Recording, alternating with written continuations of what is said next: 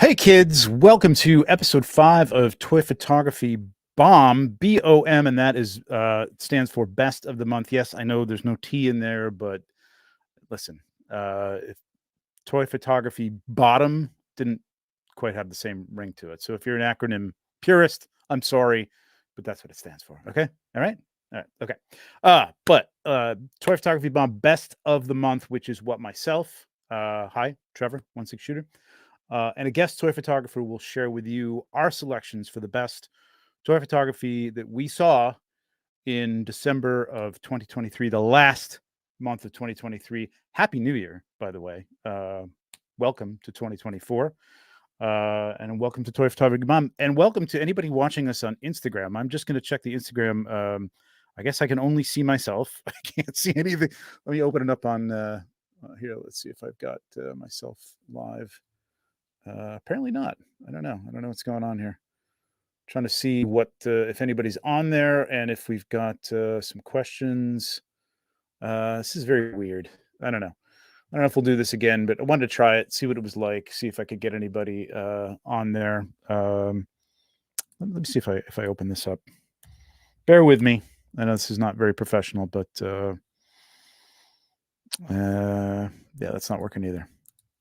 I don't know. But hey, if you are on Instagram, jump over here to YouTube because this is where it's at. I can see all your chats. I can't see anybody on there right now. I don't know if I'm doing something wrong, but we are there. If you're watching, feel free to watch. But if you want to come over and be part of this, ask us some questions. I've got a great guest tonight, a very knowledgeable person. We're open to some questions. Super chats are welcome if you really want to get your question out there and get it seen. Be sure to do that. Now, this is, once again, not the result of a contest or voting or anything like that. This is simply our choices based on what came across our feeds and the Toy Photography Bomb, which I should be presenting right now, and I'm not. Hang on a second. That's not it. That's not it either. Hang on a second. I'll find it. The Toy Photography Bomb Instagram page, which I should. Here we go. It's open here. All right. Hang on a second. There we go. All right, there we go. Toy Photography Bomb, one word. If you want to tag us on there, we'll take a look at these. I mean, we want to find fresh new stuff from people we're not following either. The one thing I do ask is this is the best of the month, so this is top stuff. You know, if you think you got what it takes, that's great. Put your best photo up there, tops maybe your best 2 photos up there. Don't go nuts. Don't spam us with posts. It's not going to help you. Put your best stuff up there. Even if you feel like you've done something better during the month, maybe even untag the one before and tag the new one. But this is a show about the best stuff, and that's what we're looking for. So it's not a competition. There's no prizes. You don't win. You're not losing anything. So nothing to get upset about. We want to learn about new stuff. So if there is something out there that we've missed that you think we should have picked, or at least take a look at, an artist or something like that, or a single piece, let me know in the comments. Tag them on Instagram in their comments. Tag Toy Photography Bomb in the comments of their photo, and let them know that like this is going on, and you think that their photo is fantastic, and you'd like to see it up on the show. So the show is meant to focus on things we love. It's not a critique show. There's occasionally when we look at something and like, if that thing could have been a little bit better, but generally this is stuff we love, and we just want to talk about it and what makes it great and how it makes us feel. So I do a show. It's a critique show called Maz's Toy Box. Every Tuesday. We'll be on tomorrow at 6 p.m. Eastern Standard Time, and that's a place where if you tag Maz's Toy Box, we will take a look at the stuff and do more of a critique on that stuff. It's a great show. There's some great people on there as well who really know their stuff. So it's a good place to learn a lot of stuff. All right.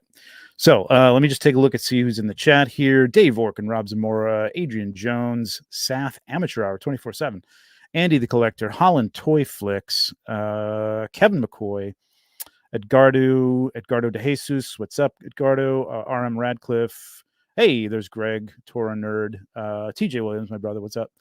Optimus Crime, Henrock's here, Diggs Figs, Stephanie York, Orkin, Joe Gonsalves. What's up, Joe? Master Versal Toy Hunter. What's up, man? On Hell is here. JMax77. What's going on, Jay? And Maz's Toy Box, the aforementioned Maz's Toy Box is right here. Blake, Read Gone Rage page. What's up, man?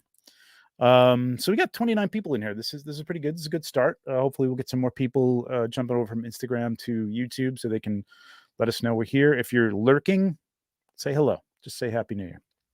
All right, let's get on with this thing. Let me bring my guest on. He is not just a super talented toy photographer, but a super talented real photographer. You know, like real stuff, like real people and places and non-plastic things and such as well. So he's been doing a series of live shoots on Instagram lately, bringing his viewers into the setups, giving them pointers and answering questions. It's great. Go check him out. I think he's archived them all on his page. And we are talking about this man right here, Ian Saunders Photography. Please welcome Ian Saunders. I'm going to pull that down. Hey. I didn't see you there. Oh, hi. Yeah. Oh, hi. Dude, I love that stuff, man. I love the TikTok world, like introductions to my video. It's like, you know. Yeah. Oh, hey, hi. Yeah. We just need like the Full House theme playing. That's right. Both swing towards the camera. How you been, man? I've been great, man. Enjoying my winter holidays and opening some nice presents. I'm wearing one of them from my lovely wife right now. Yeah. Are those Apple? They are. Yeah, they're the Pro Max. Nice. They're awesome. I've very cool. Like just been overusing them. Like yeah. Like let's watch a YouTube video with these things on. Like they're nice and low profile too. They know the big, you know, airline. They're great, guy. Man. Yeah. Well, it's great to have you on, man. I really enjoyed. I'm gonna bring up your stuff again here because I really enjoy your work. And thank you, sir. You've been doing a lot of. So I didn't realize, honestly. I'll be honest. I don't know when I started following you, but your work, and I did not go back and look too far, and because I don't like to do that to people. Go back too far and look in people's feeds because it can be, you know, I don't like people doing that to me, so I don't generally do it. But, you know, like it's a little bit of voyeurism. I want to see. I want to see how you started out. Yeah, I keep it all there for a reason. You know, I mean, it shows progress. It shows growth. I mean, so I keep it there for a reason. You know, I mean, if it's something I'm like utterly embarrassed about or something, I'll take it down. But you know, flaws and all is there for anybody with the patience to scroll further back. You know, you'll see it. Absolutely. And well, what I discovered was that like you're doing stuff like this. Like this is some incredible work, man. Like beautiful. Just this is gorgeous. And I love that's here in Nashville, actually. Is that really? Where I'm based out of? Yeah. For some reason, we have like a full scale recreation of the Parthenon in downtown Nashville. Is that real? Wow. Yeah. I didn't know that. Yeah. No kidding. Yeah. Sure. This is not in Nashville. I'm gonna take it. That is San Diego. Yeah. La Jolla Cove in San Diego. So how long? This is incredible, man. How long have you been doing? Is there there's a little Photoshop working here, obviously. Oh yeah, yeah. I mean, Jupiter that close in the sky, obviously, but some cool stuff. Yeah, I mean, I went through an experimental phase, kind of when I started learning Photoshop. You know, when you start learning something new, you can tend to go overboard with it.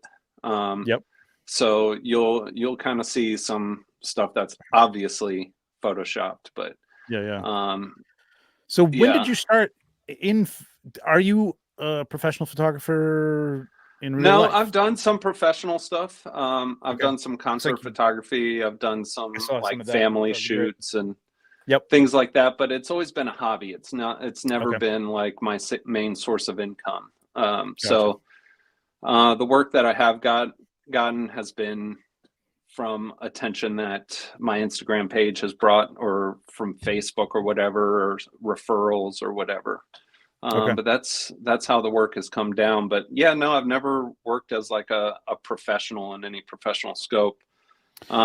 Is it I've been an something you'd want to assistant. do, or is it? Oh, you have. Yeah, Okay. I would love to. Yeah, I've been an Yeah. assistant on. There was a country artist. I'm trying to think of her name. I can't remember her name, but I was basically like a lighting Probably tech can't help you on with that. country. And well, it's funny because I work in the country market, so I should know Oh, her you do? name. And it's yeah. I live in Nashville, so Yep. you know, That's music capital, man. Music yeah. capital, So especially country music it's capital. yeah, for sure. So I mean, country music is my main source of income. I'm a lighting director in the country market. I tour all over the world in the country. Oh, okay. Yeah. So that explains the lighting yeah, I have a pretty experience. strong background in lighting. I've been Right. doing lighting, but you know what? Photography and concert work are completely Different. different. Yeah. There's Yeah. nothing in common other than Yeah. just the natural properties of light. But Right. in the concert world, it's all about it's just flash and trash, really. I mean, you're going with the music, you're strobing, Yeah.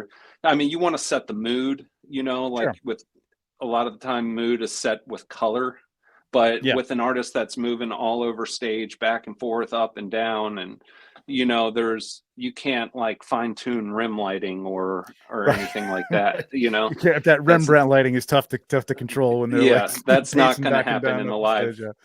in the live Exactly. scenario. So it's a whole different beast. Mhm. But I've been dealing with just light as a career for since about 2007. So Wow. I've got a pretty hefty background in light. I've done it for movies. I've done it for photography.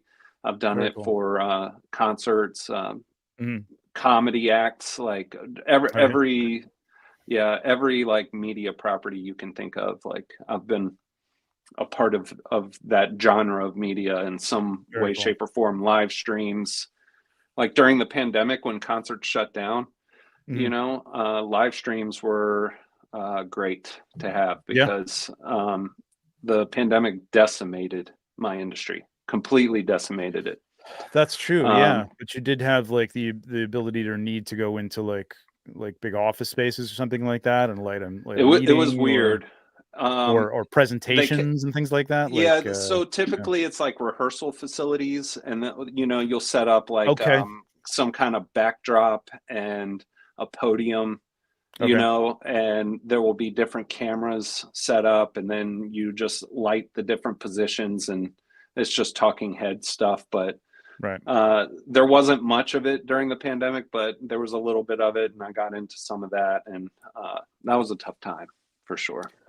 Yeah, yeah, it wasn't a great time for anybody, but yeah, anybody that was No. in any kind of entertainment or service, obviously, it was rough. But Yeah. thankfully, we're kind of through that. I hope. Let's not Me really want to too. revisit that. I keep hearing things, but it's like you can't panic about everything and freak out about things. It's No, gonna you happen. just It's got to gonna keep happen. moving So forward. Just, exactly. yeah. Rob Zamora with 4.99 super chat. Thank you, man. His Muff Toys Loki pick just got him a new follower. There Ah, you thank go. you. Very nice. That Loki was one of my top figures of the year. I absolutely, Yeah, and really? ironically, I've never shot him as Loki. He's always just been like guy in The business guy, right? attire. This guy right Yeah, here, yeah, like, yeah. yeah. I mean, it I've is never. Loki, but I mean, It like, it is. is, Yeah. I mean, and it is it. kind of fits the show because that show is kind of like a sci-fi noir type of feel. So it's meant to be like that kind of detective. I Uh, haven't even seen it. Well, I haven't seen the second really? season. Oh, okay. Yeah. I haven't seen the second season. I saw the first season like right when it premiered, so it's been a while. Mhm, But so I didn't have like a lot of source material, but I was looking at the soft goods, and just the sculpt looked mhm. just 1/6 quality and 1/12 scale, and It's I getting wasn't that really way, man. familiar with Yeah. Muff Toys prior to that, and I took a Mhm. chance and I bought it, and I'm like their biggest fan now. I'm all in. Yeah. I Yeah. got Bond arriving on Wednesday. You I guys are got going to that be bond tired too. of seeing Bond Yeah, I pictures got from that me. Let bond me tell you. too. I don't know, like, so I mean, that kind of stuff, like that seems to be your wheelhouse at this point. I mean, I know you venture out, like we all venture out onto Yeah. different, planes. I'm doing a Batman shot right now, which I haven't done in a long time. But this seems to be like you're kind of settling into this noir Yeah. sort of movie style, which I love. I mean, the lighting is gorgeous on these things. This is Thank you. beautiful. And what I love about your stuff is really it's not just the lighting, because you're obviously great at lighting. Did it take you any time to switch that over to photography in terms of like Yeah. getting that down? Yeah. Okay. 100%. Yeah. It wasn't just automatically, oh, I know No, how to do this. Yeah. no, not at all. I started doing toy photography during the pandemic. Okay. And I only had one toy at that time. It was a xenomorph that my stepson had bought me. And that's one of my favorite shots I did this year. I love that This shot. one here. Yeah. This is Yeah. great. This is the kind of thing where it's like you're just I love this kind of stuff where you're just focusing on people don't think about cropping, this tight, and even setting up the background, but you don't even know the background's just innocuous to this thing. Like Yeah. it's back No. there. You can tell it fits. There's the slats that kind of give you that noir feel, but it doesn't matter. You know what I mean? Yeah. It's all Yeah. I about this mean, to me, movement like, and the smile. the It's great. story in this photo are the bloody hands and the smile. And Mm-hmm. that's So what's important. yeah. Everything So, else, nothing else really matters. The rest mhm, of it is extraneous. So, yeah. I just decided to really, like the only thing that should be in your photo is what is telling that story, right? Yep. So, And anything that supports that. Yeah. correct. Yeah. In I mean, whatever way. obviously, their rules are meant to be broken. That's not always the case, but this is a prime example of how you don't need a lot, like no accessories, hardly any background, nothing, and Mhm. I was able to tell a story with, very, and that's Yep. also my style. I like trying to tell stories Me too. minimalistically. Like I don't like Mm. to show a lot. Mhm. Like I have a picture of Superman where like he's being deified, like he's I just remember that one. Yeah, kind that's a of great shot lifting too. up, Yeah, yeah. and all you see is like a little bit of his cape, and you see his boot and like just hands. Oh, What was I just that? saw it. You saw it? Yeah, I did. But stuff like that. There it is. This one Uh, here? nope, No, right next this to it. one. Yep. Yeah, yeah, yeah. Yeah. So, I mean, obviously, it's Superman. It's a red cape and Mhm. red boots. And, I Yep. just had the hands reaching out. And, Mhm. it tells a story. It's not my best Yep. shot ever, but it's a classic example of how I like Mhm. to tell stories minimalistically. Yep. I love that. And I think that's kind of a signature of my style. Mhm. That's good. Like you haven't been at it, I mean, relatively too long. Um, but you've grown a lot, and I think just having something that's starting to develop your style or feel like it's your style is a plus. And I envy people who are coming into it now. And I don't know if it helps that there's other people out there and you're looking at more stuff, but man, for the longest time, I just didn't feel like, there was really a style to my stuff. You know what I mean? Like I think Hmm. it's kind of like a little bit of your focus on the type of figure. And like you said, the way you frame it, how you tell a story, the lighting, the lenses you use, things like that. Definitely it starts to become a thing. You don't want it to be repetitive. You don't want it to be the same thing every time, but you want it to have that feel. And I think I just tell people it kind of just happens after a while. You know what I mean? Like Yeah. you might It's not not even see something it. that, Somebody else might point it out to you and you go, oh, yeah, well, I for guess that me, kind of like is. it was kind of an aha moment for me. Mhm. Like I had done things similar to this prior to this one shot I'm about to talk about. Okay. Um, but it wasn't necessarily conscious. You know what I mean? And Mhm. then when I did this one shot, like things just clicked for me, and I ended up just really leaning into this. And it's a shot of a phone on a table, and the phone is hanging down onto the floor, and then you Mhm. can see just a hand of a dead body Right. in the frame. And you know, when I did that photo, I just had this, just something clicked in my brain where I was like, this is me. Like this, even though I'm not a dark person, like I draw on dark material a lot. Like a lot of my photos are really His dark. dark materials. Yeah, like I've done pictures of people hanging themselves. I mean, like, I think you know, I go to dark places in my photography, but I'm not that person in real life.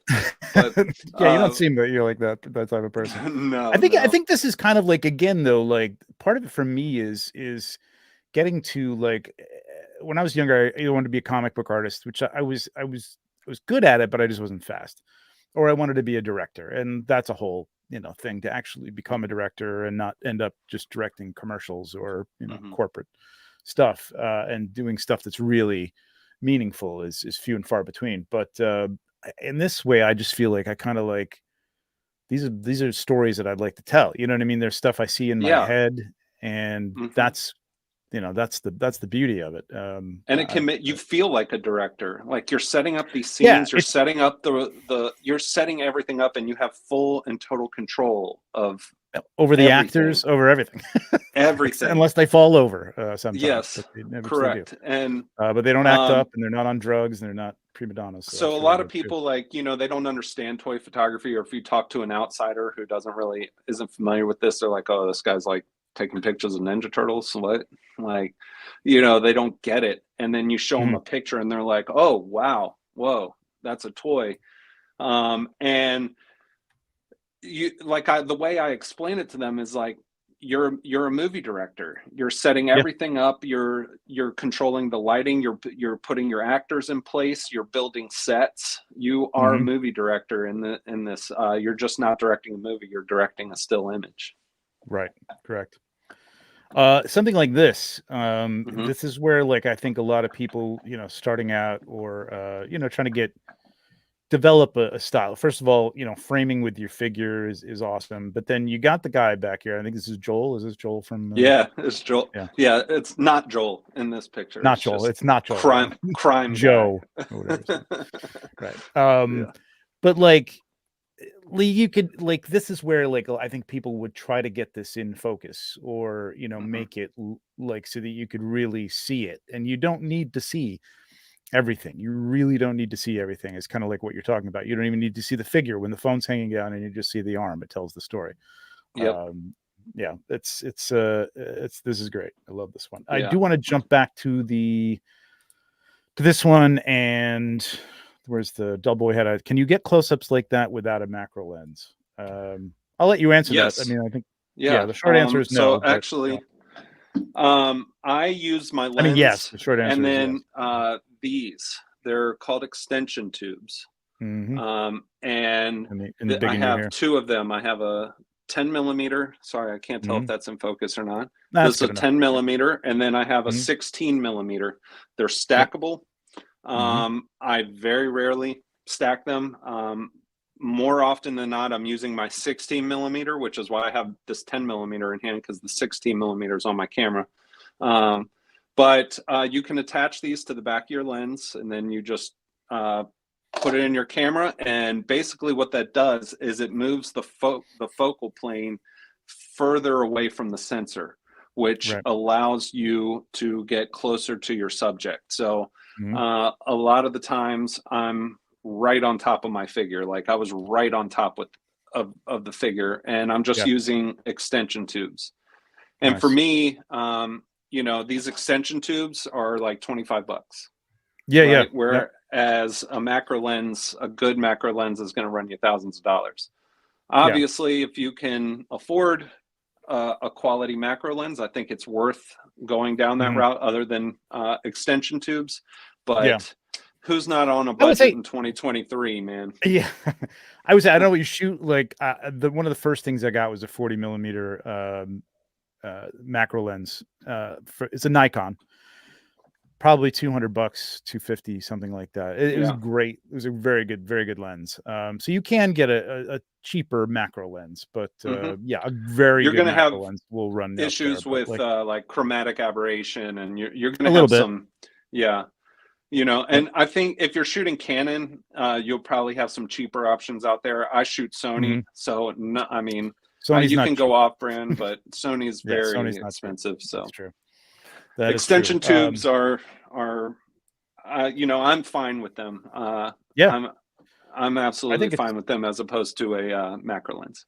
I think it's the way to go for anybody who's starting out and just has like that kit lens or whatever and wants to like try practice with this and just try some new stuff. But yeah, amazing stuff. I love your perspectives. I think I said that too. Like just thank you. That's the kind of stuff that I started out doing a lot more of. I really have to get back to that kind of stuff too. I think the product photography sneaks into me more than I want it to sometimes. See, and I'm like the opposite. Like I keep trying to get noticed, and it's like I can't. I'm treading water on Instagram. I'm not really moving forward. I'm not moving backwards. Like I feel like I have a cult following of like people who really appreciate my work, but as far as like getting the attention of like, and also I don't know that my photography is really gonna lend itself to like. Unfortunately, I don't think it's really going to lend itself to product photography because I mean, I feel like what I do is my art, and it's just different, you know. It's not. Yeah, it's just. Different. I mean, I get what you're saying. I don't know if people would necessarily look and go, "Oh, that's how I." It's interesting though. Like I think more companies are getting savvy to good photography, just like teasers and things like that, like that shows off the product. Yeah, you'd probably have to do something that shows off more of the figure than this. You know what I mean? You can take this and this would be something that they'd be very happy with, but then of course you need to do something that's going to sell the product, little brighter, yeah, exactly. Because God knows, like I take some stuff that's fairly clean, even though I play with it a little bit, there's a little fog, yada yada. And people are like, I can't see what's on the other side of the, like what I want to know what, it's like, all right, when you get in hand, you'll find out. No, but they do want to know. It's part of the job. You got to show it off. So with lighting in the concert world, like the amount of notes I get is insane. I'm sure it's insane. It's like the show is never done. It's always, even up until the final show, it's always in a constant state of updating where the artist will come and be like, oh, I'd like to do this different, or I can imagine. There's all, so I can imagine like in the product photography world too, like notes are coming down the pipeline quite often and having to make changes and develop, and I can imagine that can be difficult. It depends on who you're working with. I think I found that more in product photography that I've done for companies outside of action figures for the most part. I think action figure companies, depending on who they are, I mean, I'm sure if I've done some stuff for Hasbro on like just like a case by case basis. That's cool. Of course, they have whole in-house team, but there are plenty of notes from companies like that. Whereas I think the smaller companies who just trust you because they like what you've done are basically, hey, we just need some turns that show everything. We need a couple that show him with holding the sword, and then go nuts, do it in your style, which is cool. It's nice that way for the most part, but there are misses. Even with a company like Four Horsemen that I've been doing it for a while, there are times when it's like, we need to show this instead of that, you know what I mean? Or, lots of different things, but I'm sure there's notes from people. Rob Zamora with the 199. Look at his Note of Toys Opium Den. I'm trying to find this one. I'm trying to see where. So that's May. It's probably going to be further back. I actually submitted that one on Maz's Toy Box back in the day. Oh, okay. So I probably remember it. It's going to be. I got those figures in 2023, so it's going to be back up. So you are. So you're in 2022 there. Oh, okay. Back up. All right. Yeah. That's the other thing I want to talk about is how prolific you are. So you want to tell people how you're able to like post something daily. That was my goal when I started out, to post something daily, and it got to be taking over my life quite a bit. So well, I only post daily if I have ideas. Okay. Like if I don't have an idea, I don't push it. Like, I don't feel compelled. Like I have to come up with something to post today. Like that's never the case. But right now, like we touched on it, I work in the music business, and right now it's really cold outside and there are not really many concerts. So I'm in my off season, and I'm kind of just stay at home dad right now and keeping that's the Opium Den one. I think he was I remember, to. man. This was I think we all loved this shot. Actually, this was fantastic. Yeah, appreciate it. Yeah. So yeah, I'm just at home right now. I'm lucky to be salaried, so I am getting paid, thankfully. That's great. But I'm at home, and when my daughter is at school, I shoot, and then I go and pick her up, and then I'm a dad and husband for the rest of the evening. So there you go. Typically that results in me at least having a back catalog of things to post as the week progresses. That's nice. Go ahead. Yeah. How long do you typically spend on something? I know this is a loaded question because people have asked me, and it all depends.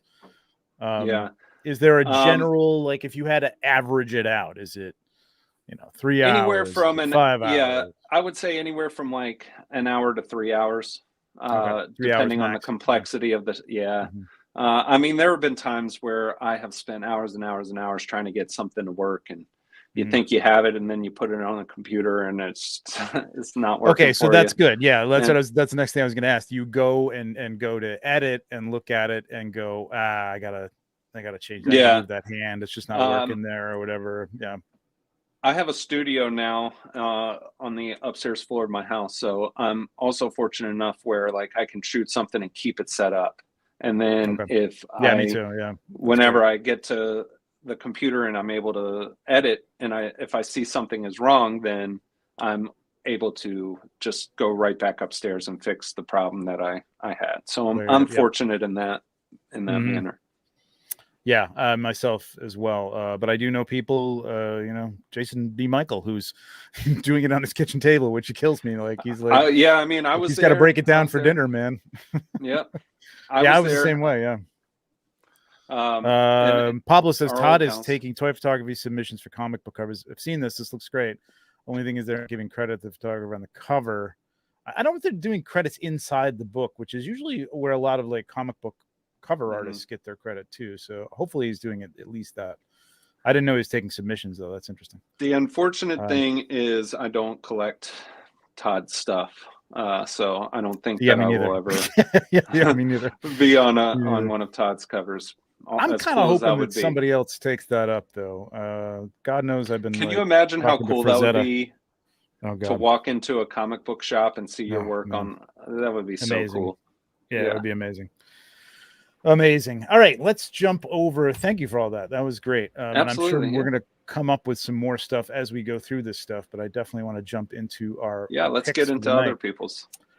So I'm going to bring up first, this is one of yours and a friend of mine, of course, one of my co-hosts on Maz's Toy Box. And again, this is all up to Ian. This is me. I'm definitely trying to pick different people. We do have a couple of repeat winners here, and they're just winners in the sense that they're on the show. Again, there's no prizes here. But Harry has not been on here before, so this is very cool. I'm going to move right over to this one.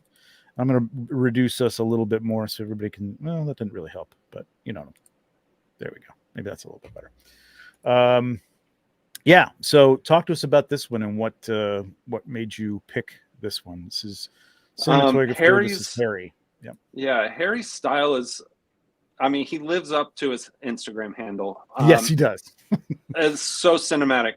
Also, Harry shoots in a way that I don't think anybody else does. Like, I agree. I may be mistaken, but I believe he shoots on a video camera. Like he's shooting video and then pulling stills, and he is getting the most amazing cinematic shots that way. I chose this shot because for me, the sense of depth really sells this image. The foreground, the middle ground, the background.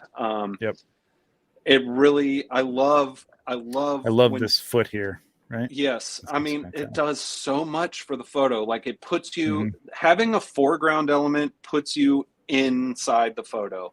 Hmm. It makes the character um, feel as though it's in the scene. It's not just, a backdrop and a figure. Like Yep. I think foreground elements are hugely important. I think Hmm. Harry used a foreground element to great success in this. Absolutely. And the shot is just layered all the way from the left side of the frame, which is the foreground, all the way to the back of the frame. Yep. And there's something interesting to look at all the way through. And Yep. it looks like a movie still. Yep. He So, loves that 69 ratio. We bust his chops about it all the yep. time, but like it works, man. This is his thing. And I love the fact that he sticks with this and this is what he does. Yeah. Yeah, like you said, It's, you move through it almost like, again, like you said, he lives up to the name. Like this is like a foreground element that, like you said, pulls you in. It's almost like you're mm-hmm. moving through the shot, like you're moving towards him, around objects and things like Yeah. that. It's really good. And everything that needs to be in focus is in focus. Anything, that isn't is still recognizable as to what it is for the most part, or if it needs to Mm-hmm. be.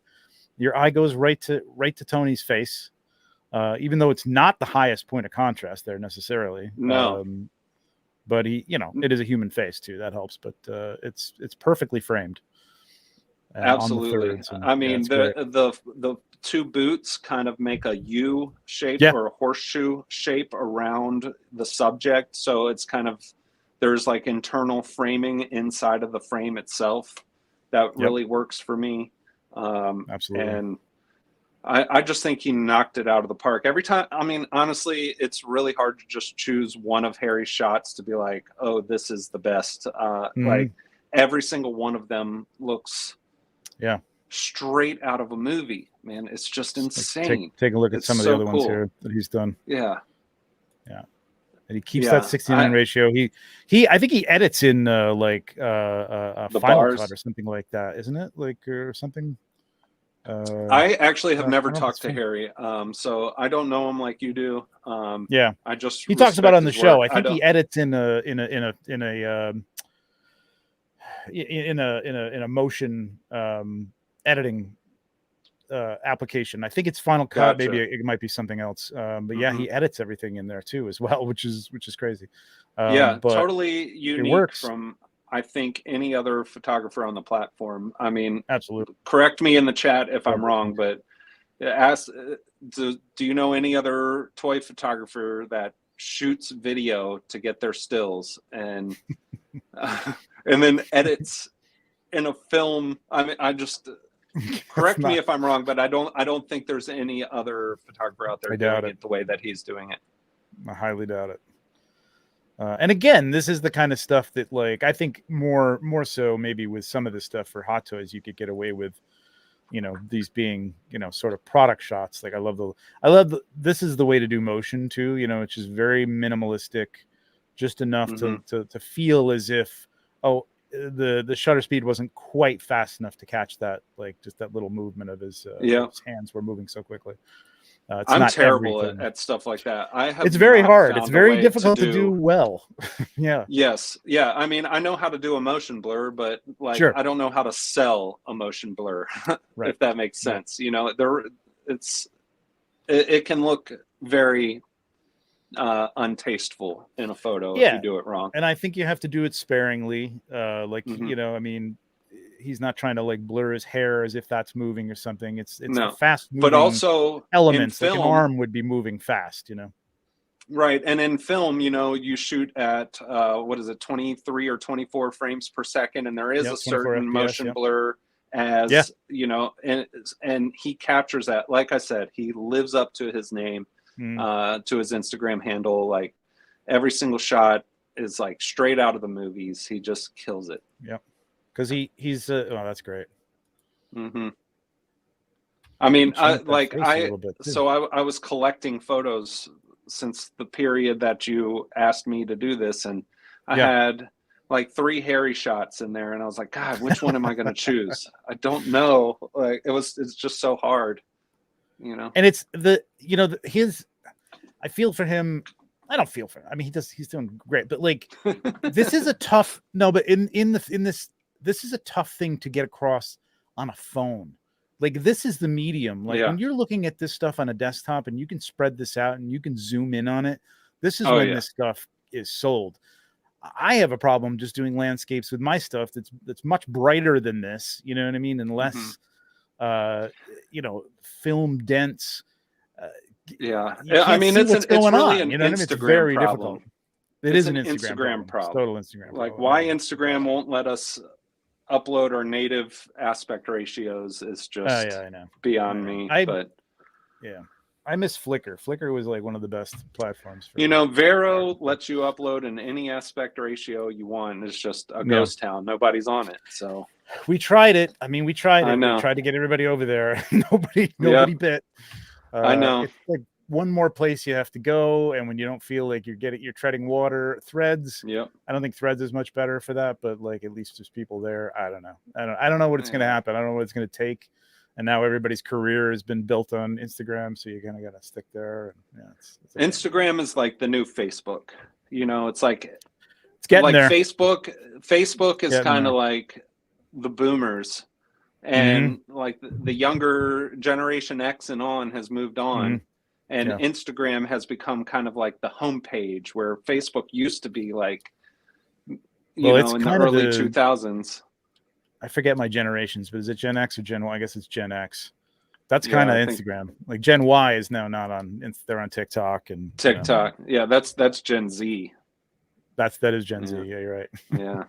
And that's what I'm saying. TikTok has replaced Instagram. So I don't know what they have to do to fix things, but I wish that they would lean into being their own unique thing and give photographers what they want, rather than trying to be something that they're not. But that's that's a tangent. I think every platform is trying to be the same platform. You could do lives on Twitter now. You can, it's video centric. It's stuff for photos and which is what Instagram was supposed to be, is sadly, kind of a way of the past. I don't know if it's the people don't want it as much or people just want quick bites of, I think it's the addictive quality of video. I think it just keeps you on the platform longer. And so it's a better business model because they can sell more ads to you. So whereas a photo, you're not going to linger as long as you are on a video. So I think that's kind of the root of it. Yeah, Facebook is. Yeah, I know anybody under 30 is on Facebook, but Facebook has created some great groups like ACBA and stuff like that have done well there. You know what I mean? But you have to be kind of long established to get going on there, and it does have its benefits, I think, over any other platform really in term. But you've got you got Discord now, which is similar type of thing. But anyway, I mean that's what it is, man. It's sad. It's really not made for anything. But all right, moving on that sad note. Cinematographer cinematographer, one word _ at the end. That's Harry. Congrats, Harry. Great shot. Great shot. All right. I'm going to move on to one of my picks. And this is somebody who I think he commented on one of my pictures, and I said thanks, and he said something about, wow, this is the only time you've interacted with me. Like, what does that say about? I don't know what that means. Like, I'm not really sure if it means you're a rock star and people's jaws drop when they get comments. No, but I try to I'm not very good at getting back to everybody, but I do try to at least all the comments and thank as many people as I can or whatever. But I know I've seen his stuff before, but I am a recent follower of Man Tomorrow. And I don't know if this is Man Tomorrow or if it's a clever take or if that is something to do because their real name is not here. I'm not going to say even he, but it's Man Tomorrow. But yeah, this stood out to me immediately seeing this in my feed.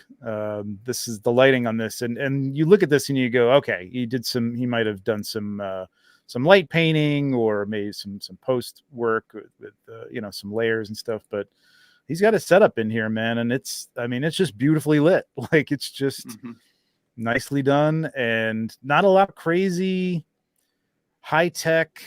You know, it's a ring light up there for the top. He's keeping it, put it behind the TV, so there's the reflection isn't there. He got away with that.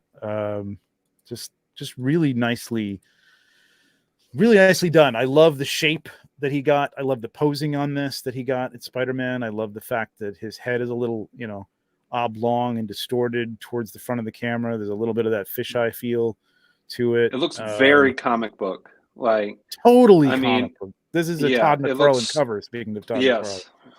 Yeah. Or what was it? Eric Larson. Eric Larson used to do those elongated. Yeah. It's beautiful, man. Now, I mean, there are some things like with the rain. You know, there's some things in here that could be better with that, but he did do a good job of it bouncing off the figure. I think it's always good to like try to like spray down the you got to get a fine mister, but spray down the props that you're using, the figure you're using to give it that sort of wet look. But I don't care. And this is you like know, an another thing that he did in this that oftentimes people miss with rain is that, like, people obviously they'll put the streaks, right? Yes. And then when you see people go the next step, you'll see how it's bouncing off the character. Yeah, but right what here. you hardly Splashing. rarely see is, like, look at the eagle's beak, how the rain is dripping off and falling down off the eagle's beak. Oh yeah, he's got that right there. Yep. Mm-hmm. Yeah. So like he went as far as to make the runoff as well, which I think is often overlooked in photoshopped rain, you know. Most people just stop at just the streaks. You know, so he went the extra mile, and it really I like that he paid shows off. it, you know, pre and post Photoshop. I really like the work that he did in Photoshop, sans the rain. Like I'd like to see this editing without the rain, like here, because this looks like a little bit more of a straightforward kind of, not necessarily out of camera, but pretty close to out of camera, where, you know, whereas here he went in and did a little dodging or whatever, or a little brightening. But yeah, I just thought it was a beautiful pose, really nicely shot. And he's well been done with doing the really Photoshop. well lately. He's had like 2 #1 photos on TPC. Full disclosure, he and I have been friends for probably a couple years now. Oh, really? And oh, nice. Yeah. We chat quite often. He's always been extremely supportive of my work. Nice. Always. Great dude. Love the guy. And he knocked it out of the park with this shot. Great job. This one, was this just out of contention, or, well, I mean, I don't want to. My personal favorite that he's ever done is the Superman. The Cap using Superman as a shield. Oh yeah, that is a great shot. Yeah. I do remember this one. Yeah. Yep, there it is. Great. And then I think he won TPC with a G.I. Joe holding Ryu or Ken or whatever, doing a Hadouken. Too funny. So he kind of thinks outside the box like that, and I love it. I love this pose. That's great. See, this is another great, really nice Spider-Man pose. And just like you don't really need, he's kind of almost doing it like a painting, which I love that style. I love this little, like we were just talking about, just a little bit of webbing over here in the front, giving a little depth. That's nice. But this one, the punch on this thing is nuts, man. Oh, like that's perfect. And see, this is like, another that is how to throw a punch. He knows how to do motion blur as well. Like, I don't think he goes overboard with it, and every time I try and do it, I fail. So I just don't do it. But it's a lot of work, and like you can do it, and it's just not working out. It's a lot more work than people think. I always think about it as I'm capturing the shot, and I've got a high enough shutter speed to have captured that. But like it does work, and in the case of like this, or where Harry does it, where it's just, especially Harry, because it's very cinematic, as we said. Yeah. But like here, it's just one element. You know what I mean? Like everything isn't. This arm isn't blurry. This leg isn't moving. You know what I mean? It's just this one, and that it reflects the impact and the speed of that punch, which is amazing. Yeah, great stuff. even in black Absolutely. and white. It's great. Yep. So I love a good black and white. me too. Yeah, I'm doing a Batman noir shot, and I Great. Love kind it. of think about doing a black Perfect and white character pose, with the so. perfect style. Yeah. Man Tomorrow. Go follow him. Man Tomorrow on Instagram. Good stuff. All right. Next up is one of yours, and this one.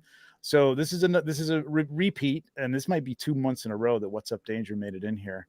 But I have been seeing this one like rise on ACBA for the last few weeks, so it was hard to not put something like this up there because it's just so well done. Yeah. He nailed this photo. So right around Christmas time, I was seeing this idea come up fairly often, and nobody executed it quite like What's Up Danger did. I especially appreciate this because if you look at his behind the scenes, this figure is enclosed from all 4 sides. Yeah. And somehow he managed to light this perfectly. Which just blows my mind. I don't know how he did it. You even got like the shadows of like the grate of the ventilation grate. I think that's what he's doing, right? There's a grate underneath it, and the light is coming up from the bottom, but that's not everything. It's not everything. I don't know.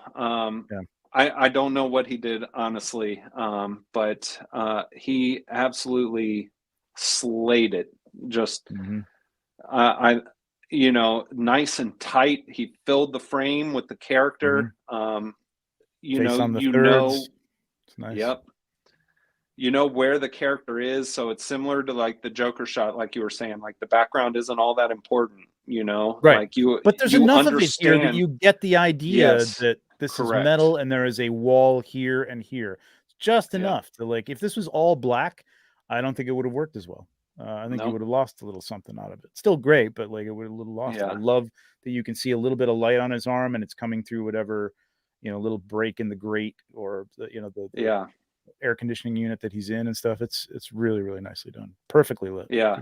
Try enclosing your figure from all 4 sides, top, bottom, left, and right, and then trying to light it dynamically. That is a challenge. Right. So I do. That's why I had to pick it. He does some reels. I don't know if he did a reel for that one or not. He usually does one for every photo he posts, but I don't know. I don't remember seeing that. I gotta. I think that Marty, What's Up Danger, Marty, I think he's one of the best storytellers on Instagram. Like every photo this is has great. a We went over this on. Yep. Yeah, I remember looking at this on Maz's channel. This is great. Again, beautifully framed by the buildings. Yeah, go ahead. Yeah. Sorry. He's just no, it's fine. He's one of my favorites on the platform. I absolutely love his work, and he's a great guy, and his storytelling is always revolves around comics. Like comics are his niche. Like he loves comic book characters, and but like it's not always like the action punching shot or like full-blown action. Like he does character studies and sometimes tells stories with, like, he did a Craven shot where it was like Craven in the background blurred, and there was just a newspaper in the foreground showing like Spider-Man or I love something that like stuff. that. And yeah, I love when your subject is out of focus. Like yeah, it's great. And great composition too. Like he knows when to use, like, this is where to use a Dutch angle. You know what I mean? It's not overdone, and it works with the feeling and the motion of this. I love this. Really, really love that shot. That's great. Stellar. Again, just going towards nothing. There's nothing back there, but it's enough just backlighting. It is very comic book like. It is very everything he does is comic book. Like he loves, that's his niche. He loves his comic characters, and I love the work he does with them. Yeah. Oh, there you go. Oh, no, that's not the one, but that's great too, man. Wow. Didn't see that one. That's incredible. Beautiful, beautiful work. Yep. Marty, What's Up Danger? I can't remember what was the other shot that we had. Oh, it was this one. Yeah.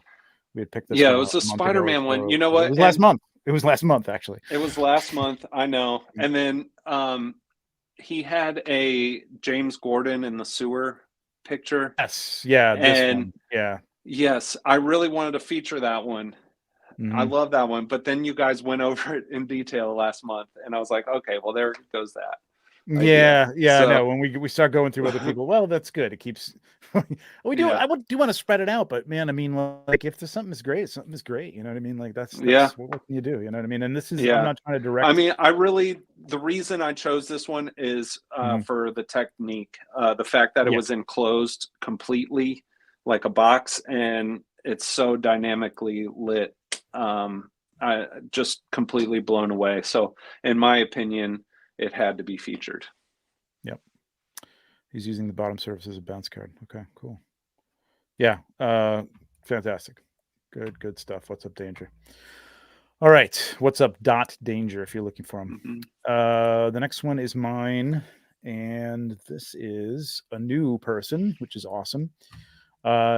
Just an average Joe. I love the motion on this thing. This thing, I think he nailed the posing on these.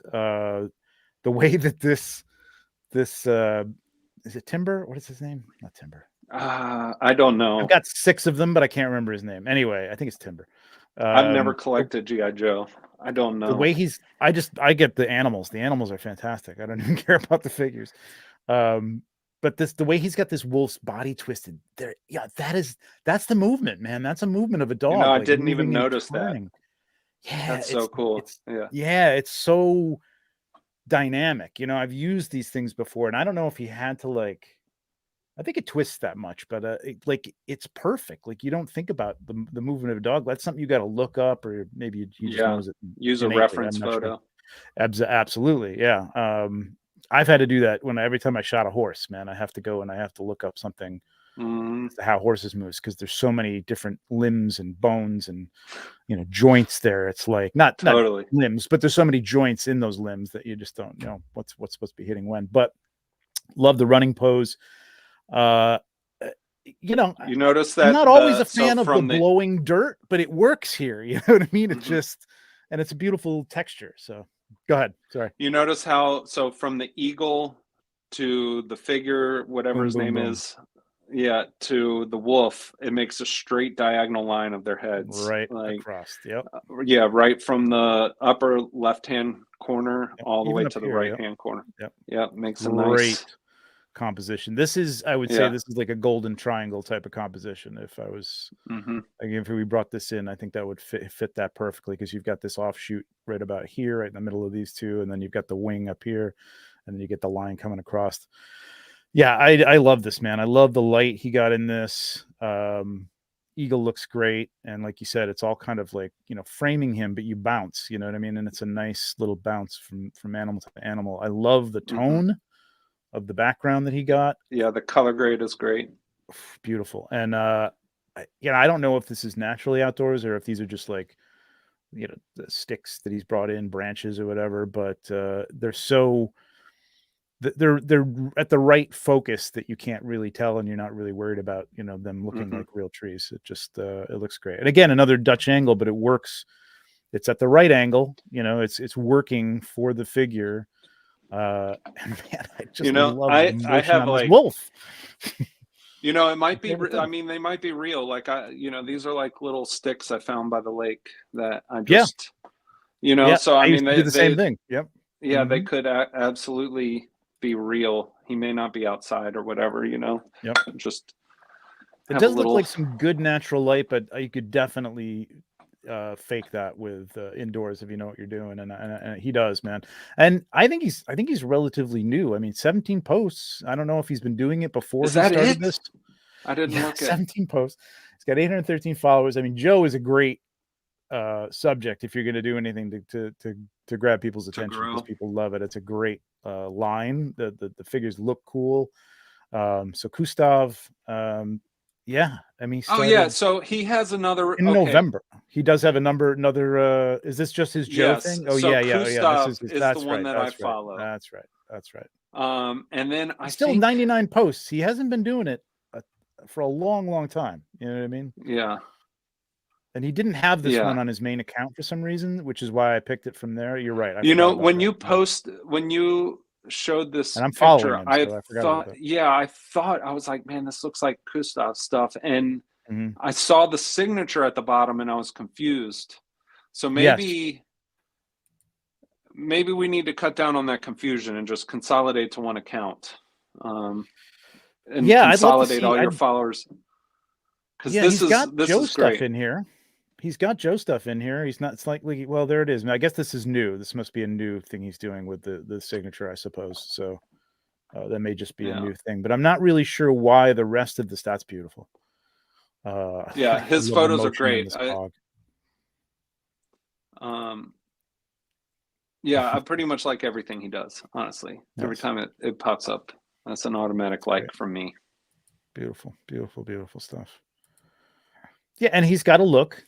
You know what I mean? Mm-hmm. He's doing some minimal set pieces. I mean, they look beautiful. I mean, this is great.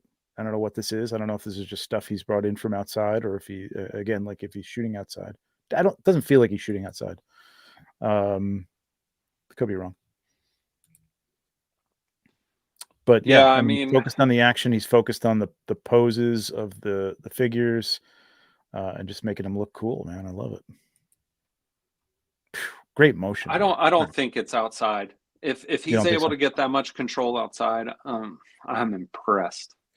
Well, it may be augmented. You know, I mean, maybe bringing some things in at twilight or whatever. He does have. I think I don't know. These seem to be some of these seem to be like actual explosions. I'm not really sure. Perhaps not. Mm-hmm. Some fireworks or something. Maybe. Yeah. It might just be lit, and he's thrown some sparks in post. I'm not really sure. I mean, this looks like he's blowing this dirt. I can't imagine this is all just post work. Yeah, no, So, it's probably I wouldn't be practical. doing that in my house, but I mean, you know, maybe Oh, yeah. depending on what kind of studio you got, I suppose. As long as my wife doesn't find out, I don't get in trouble. Exactly. All right, so I guess follow Kustav.kumar.duta over on Instagram. This seems to be his main account, but if you're into Joe's, well, Just an Average Joe. I mean, it's a great name. Follow both. Sure, follow both of them. And then Kustav, let us know which one to follow. Yeah, maybe he's just kind of starting over again over here. Maybe this is kind of a backup account. Well, like I'm hesitating on saying this because I don't know if I'm not 100% sure it's him, but I'm about 90% sure he created a third backup account. There's another one. Okay. That was reached out to me and followed me, and I followed back, and I saw a lot of the same pictures, and so I think he might have 3 accounts out there. Okay. Yeah, it's just. But I follow Kustav. Good. Yeah, I was just saying I follow the Kustav account. Yeah, it's just interesting that he doesn't repeat the photos, which I think if I'm following him over here, I'd like to see the photos that are over here, because these are great shots. So I don't know. You might have a reason. Let us know, Kustav, because this is great stuff. But either one, or both, as Ian said, Kustav Kumar.duta or Just an Average Joe. Maybe it was just easier to find under this name. I don't know. Maybe. Yeah. Who knows? All right. Great stuff. The next one is yours, and this is a person well known to me, Johnny 1300. I didn't like this one, but I like it now. So go for it. Tell us about this one. So well known to you. I recently stumbled upon him, just a couple weeks ago, and I don't know how I haven't discovered him until now, but I'm thankful that I have, because his stuff is fantastic. And like Harry, I knew I wanted to select one of his photos, but having to choose one was a real chore for me. Mm-hmm. I stewed over it, and I was going through, there were 3 of them, and it was really challenging for me to just pick one of his to highlight. So Johnny, I'm a newly acquired fan, but I want you to know that I am a fan. Your work is fantastic, and I reached out to you to let you know that, and you responded. But this one, I chose this one ultimately because of the pensive nature, and you know, the sculpt of the toy brings that out, but just Mhm. the pose. I mean, this is not like a figure you would do any like dynamic posing with or whatever. Right. But he found a way to. I mean, it's just so lifelike, and like he really brought out the pensive nature of this character. You can see him thinking, like Mhm. you can see something is on his mind. I feel like he brought that emotion to life. Um, the depth of field with the Star Destroyer in the back. Mhm. He just nailed it. The lighting is perfect. I mean, Yeah, it's there's that just space lighting, right? Like it's like it's like this is exactly Star Wars. It's again like a scene from Star Wars. You know, it's like it's a yeah. weird space lighting is weird, but Well, you have apparently to be that's able what to it's see the like. character, right? I mean, Right. it's like, I mean, sure, they're in a vacuum, but obviously he's on a spaceship, so the light source would probably be coming from some light source in the Death Star, I suppose, you know, Yeah, is but where I he's mean, at. when you watch Star Wars, you look at the you know the space battles and things like in Rogue One, and they are lit as if there is a sun somewhere in that Hmm. vicinity that is keeping it fairly bright. It doesn't probably make scientific sense, but it makes visual sense, and it you Yeah, accept I mean, all you and it have to do works. is be able to suspend your disbelief to get through the Correct. movie, like honestly. So that, I Yeah, mean, it's space um, fantasy is what it is. yeah, exactly. Yeah, But yeah, Space I love the Cowboys. little the little bit of light, and I love you don't need any backing like rim lighting on the right hand side because he's outlined by the ship, Yep. so you get all that. And I love the ship. I love the stars behind it. It's just got like you said, it's got really great depth, and it really feels like a scene. And again, he's on the thirds. It's a very unbalanced shot, but balanced. It works. You know what I mean? Because he's kind of looking this way, Yeah, yeah. It's and like a lot of times people will ask me for critiques or whatever, and I'll tell them, "Oh, there's too much negative space over here. You need to really like focus your shot." But this is like a prime example of how negative space yeah. actually can work.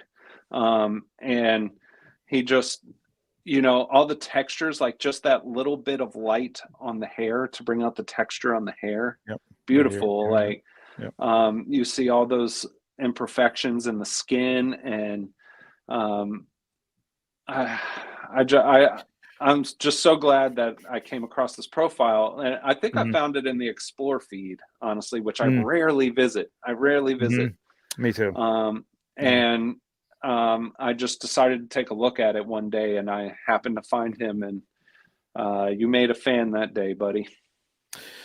Yeah, and this is why just to go back to the beat, like this is why like if you see something like this and you think you know you're following someone like this and you think you see this shot and you go, wow, this is incredible. People should see this. You know, tag us. You know, tag toy Mm. photography BOM. Just put in their chat. If you want to let them know why you're doing it, that's great too.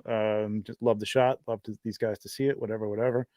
But yeah, because we want to. I mean, I know Johnny, but we love to discover new people all the time, and it is harder and harder to find, even when 90% of what you're looking at is toy photography, to find toy photography on Instagram. You know, it's just there's just so much crap being thrown at you, and Yeah, God forbid you yeah. click on anything that's not toy photography, and then your feed for Then the rest that's all of the you month get is from there all on you get forward. for the rest. Yeah, I it's know. nuts, Cat man. memes forever. Oh Lord, I why wanted did to I keep click one on that like one cat? vacation spot. Yeah. Yeah. Like one vacation spot that I'm like, oh, I'd love to go there. I don't know how it even came up. You know, it was like a photographer, I think, taking a picture of a spot, and it's nothing but like travel feed now. It's just like that's my Yeah. whole.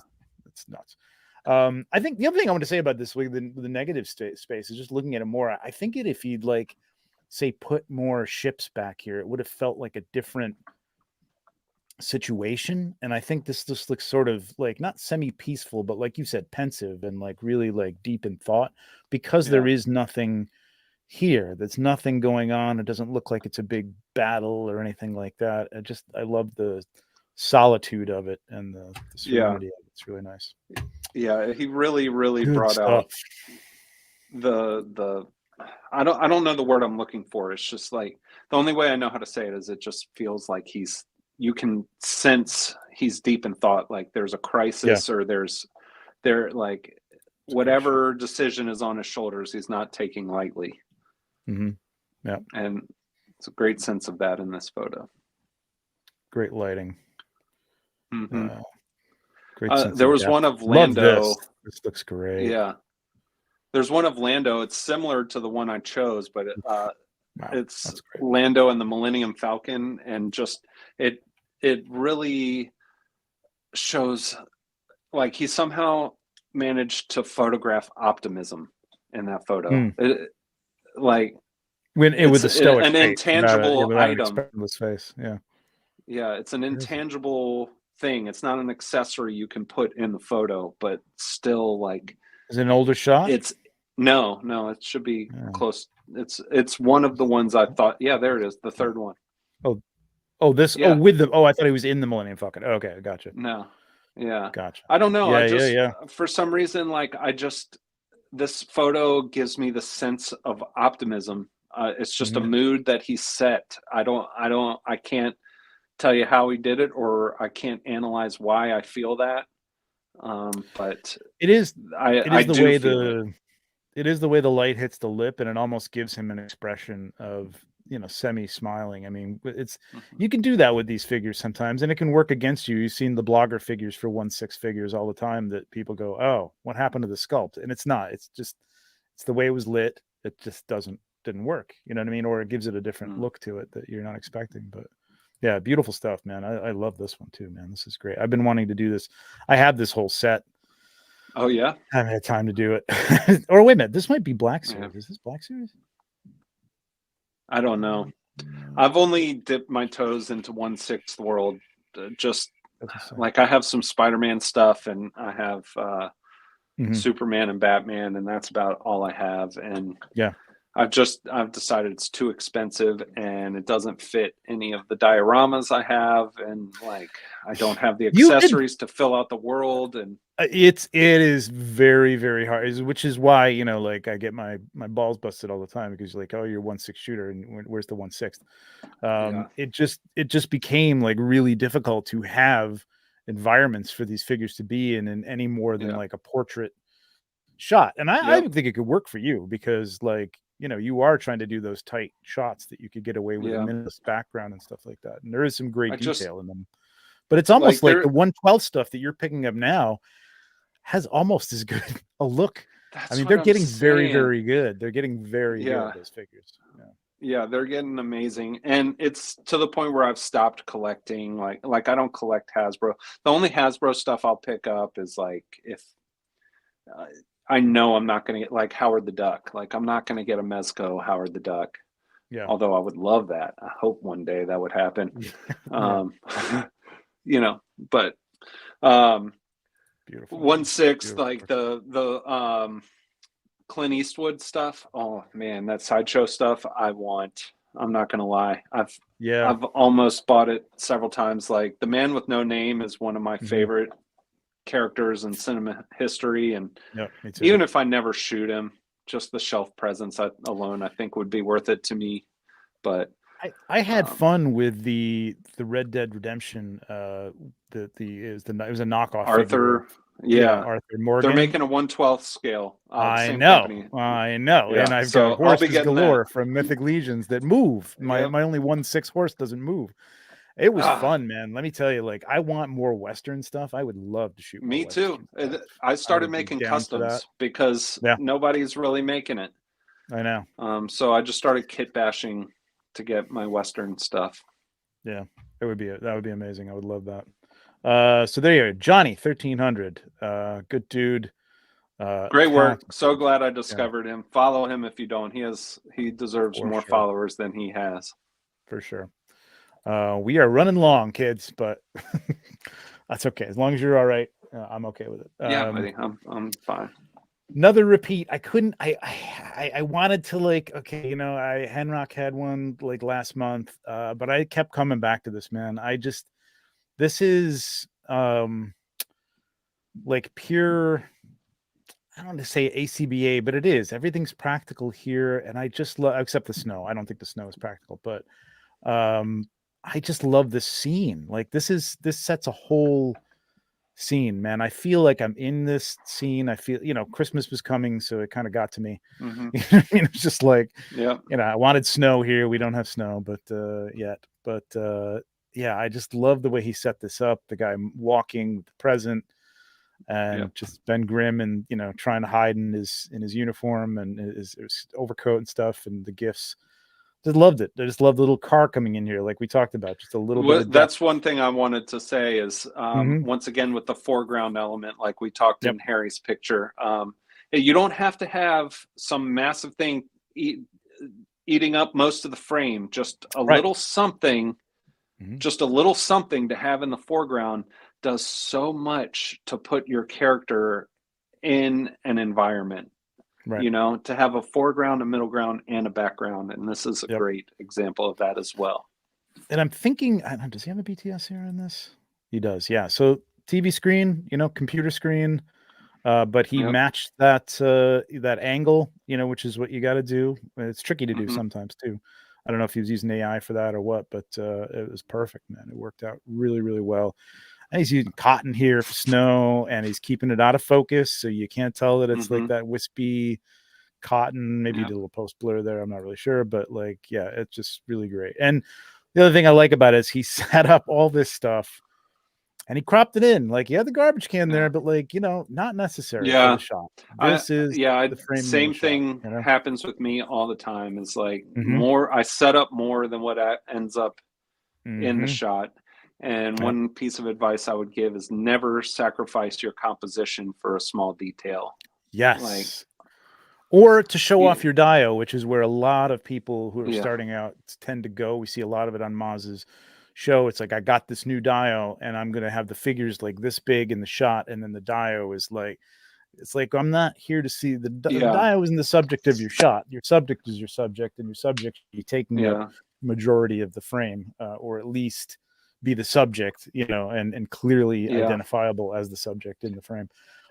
So that's what I love about this. Like, I do the same thing. I don't know about you, but I like, once I frame something and once I think I have it the way I want it, I really move around. I probably should more often, but I don't often like move around the scene. I set up in camera. So I have like a basic me too. idea of what I want, and then I look at the back of my LCD screen and I set everything up while looking in the screen. Yep. Right.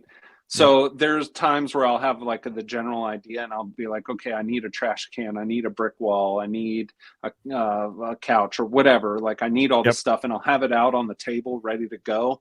And then as soon as I start placing items inside of the frame, and this is something I learned from working in the movies, because when I worked in the movies, like, we would have, there's like, it would blow your mind. Like, I worked on Lincoln.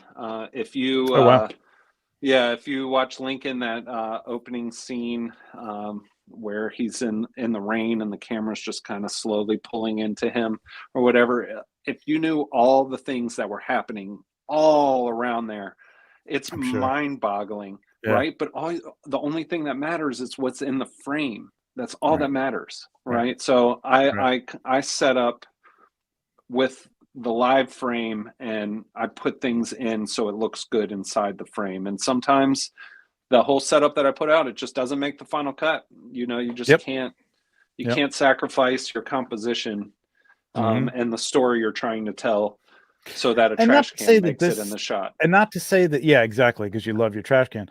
And not to say that this couldn't have if he wanted a different mood, and I'm glad he didn't go for this, but it could have. He said, all right, I'm not getting the trash can in there. Maybe I'll have some like pieces of paper or some garbage on the ground. So that, but I'm glad he didn't do that, because I love the feel. Like, you don't always need, it's a city. We get it. You know what I mean? Like, it's dirty, but this is beautiful. This is a snow filled, the whole feeling of this is just Christmas and happiness. And I love it. That's what got to me. So good stuff, man. Henrock, we've been through this was the other picture that made it into, I think, last month's.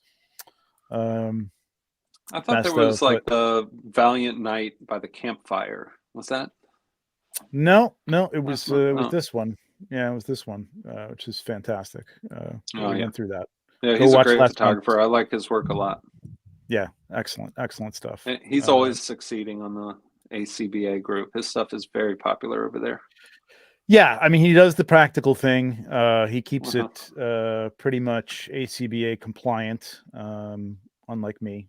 But I mean, I'll post over there, but I only post when I'm complying. Like if I you know what, I don't care. I'm an admin over there, and I'm trying to break them of their using the word Photoshop as a negative word. It's like Photoshop is an editor, man. You don't have to put like lasers and post snow, and you don't have to take out any stands with Photoshop if you don't want to. You know what I mean? But you still should be using Photoshop, whether or not you're hiding stands and using cut out balloons. I color grade in Photoshop. Yes, all of my color grade is done in Photoshop, and I use Photoshop in every single photo that I do. Absolutely. Whether it's just a color grade, if I'm just adding a color grade, I'm still pulling it into Photoshop to do that. Yeah, there's so much you can pull out of that, especially if you are, shooting. Even with JPEG, but especially with RAW, if you have a DSLR and you're shooting in RAW, there's so much stuff you can pull out of an image that's just going to it'd be very hard to get naturally. And then there are some people who are doing it, like Simon Hill, who just, I think Simon has been doing some post editing as well, but like he takes it pretty much out of the camera, and it is what it is. Henrock 1_12. Go follow him. Henry's great. All right, this is yours. And this is someone I'm also familiar with, but I didn't see the shot. Cyril.mallet.photography. Go for it. So this applies to pretty much all of his shots, not just this one, but he has this kind of mystical quality to all of his shots. It's almost this softness, like kind of a soft glow, or I'm not exactly sure how or what he does to accomplish it. There's several different ways, but all of his photos just have this mystical quality to them, where they almost have this magical sense to them. Sometimes they're like cute and lighthearted. Sometimes he's just whatever this is another example of a guy who knows his style and really leans into it. Like, this is an example of somebody who's found his voice. He's found his voice as a photographer and leans directly into that style. And you can scroll through a feed, and if one of his photos pops up, it's one of his. Like, you don't even have to see the name attached. And I just love his style, and it's so rare to find a photo that I'm like, I don't know if I've ever seen a photo where I'm like, God, he didn't kill this one. And like, he kills every photo he does. And this is an extreme set, man, and it's like extreme. We've talked about it a lot on this one. Yeah, it's not bad looking. I did buy the 78 points of articulation, sort of outdoor. I told 78. My 2024 New Year's resolution was to finally get a 78 points of articulation diorama in my repertoire. I really want one. It's just monetary means that have been holding me back. But this is good. These are good, and if you know what you're doing, which you do, of course. But like, he's done this. Like, you look at it deeply and for a long time, and you go, okay, that's a flat surface. But the way he's lit it, and the fact that these are a little bit more, anime styled characters, it works. It doesn't matter with it. Yeah, it doesn't matter. It works. It looks like it's a drawn, cartoon or painting or something. And I like the little touches of the leaves. I don't know if those are post or if he's put those in there. I'm not really sure. Probably post. I don't know. At Michael's, they sell a little. It's like a hole puncher. I have. Are you familiar with these? Nice. I have it. Yeah. I started punching out leaves like 2 years ago, and I haven't really gotten much more than like a dozen. Yeah. I really want to do something with it too, because it's great for like Japanese style with samurai and things like that. And I really want to do something with it. And it's another one of those things where I just wish I could pay somebody to just do it for me, and just like, give me a bag of leaves, man. I just need a bag of leaves. I'll send you some. I do bonsai. I don't know. that's another little fun. Oh, you thing do about bonsai? me Oh, or whatever. wow. Yeah. I have Those are 25. great. 20. Wow. Actually, I just got another one, so I have 26. I have 26 Dude, talk about bonsai trees. expensive. Those things are ridiculous, man. No, No? Oh, no. no? Only You build only 'em? if you buy it as a bonsai. But if Okay. you do it the real way and you just buy some garden stock and then you put some wire around it and you bend it into shape and you do it all Wow. yourself, it's very cheap to do. It's Okay. just takes patience and time. Yeah, that is something that I've been looking for. Like I found one on Amazon that was like a very good looking like fake bonsai, which you know bonsai. up close obviously not going to look that Yeah. great, but it was pretty expensive for a fake plant, but it looked good. Yeah. And then I couldn't You know find where it you anymore. can It was get gone when I some went to. is like PetSmart.